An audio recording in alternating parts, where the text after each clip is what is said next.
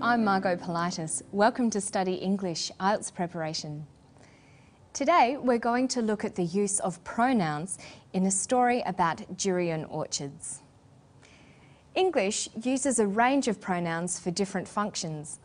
For example, there are personal pronouns, possessive pronouns, demonstrative pronouns, and reflexive pronouns. Today we're going to look at demonstrative and reflexive pronouns. But first we're going to meet Laura Fitzgerald, a durian researcher.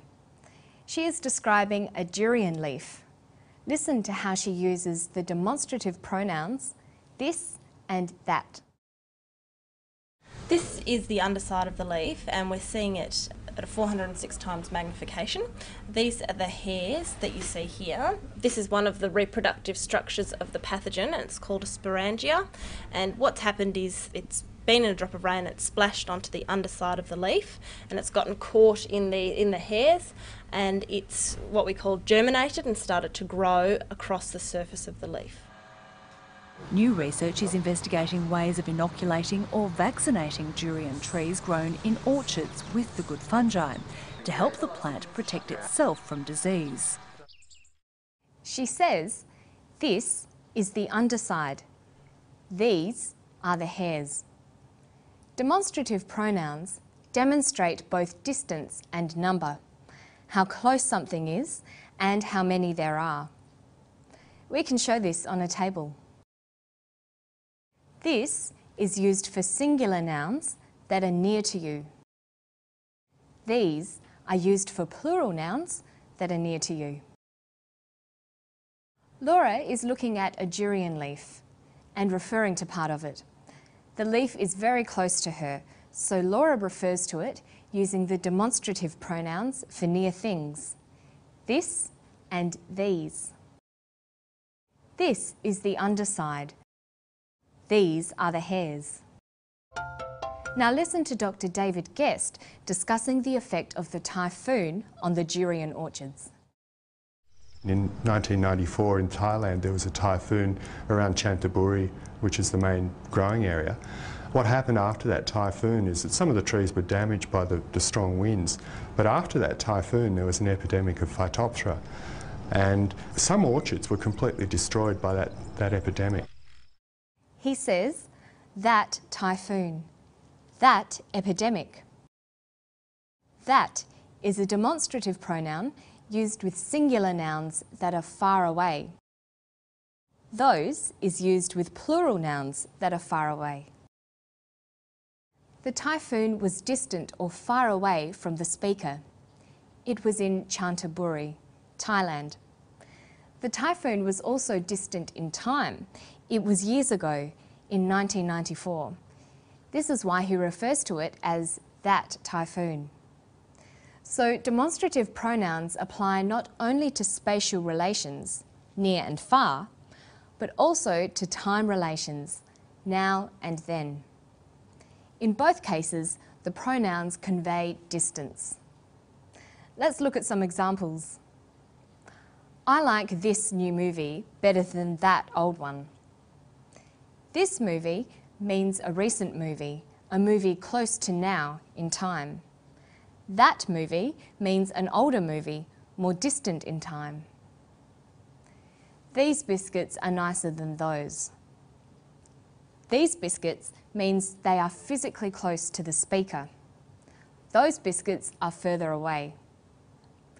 Listen to Dr. David Guest again, using that for a different grammatical purpose. In 1994 in Thailand there was a typhoon around Chanthaburi, which is the main growing area. What happened after that typhoon is that some of the trees were damaged by the strong winds, but after that typhoon there was an epidemic of Phytophthora, and some orchards were completely destroyed by that epidemic. He says what happened is that some of the trees were damaged. The word that is not used as a pronoun here, but as a complement introducing what happened. We can remove that and the sentence means the same thing. What happened is some of the trees were damaged. You will see that used as a complement most commonly when reporting speech ideas or feelings. He said that. She argued that. They felt that. That is the complement of the verbs said, argued, and felt. By now, you should be familiar with using demonstrative pronouns to make reference to time and space. Let's look at another group of pronouns, reflexive pronouns. There is one used twice in this clip. See if you can pick it. Because there's a growing Asian population in Australia, there's a growing demand for durians. So we import durians, mostly from Thailand, and Thailand's certainly the world leader in durian production. Throughout Southeast Asia, it's the most popular tropical fruit, and the industry itself is worth somewhere between $2 or $3 billion a year.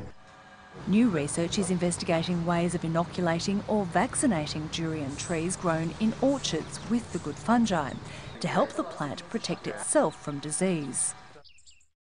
He says the industry itself. Itself is a reflexive pronoun.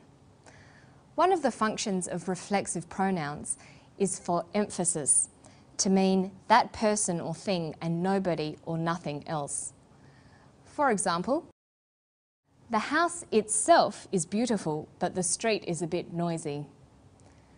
I wasn't happy with the service, so I went to confront the manager myself.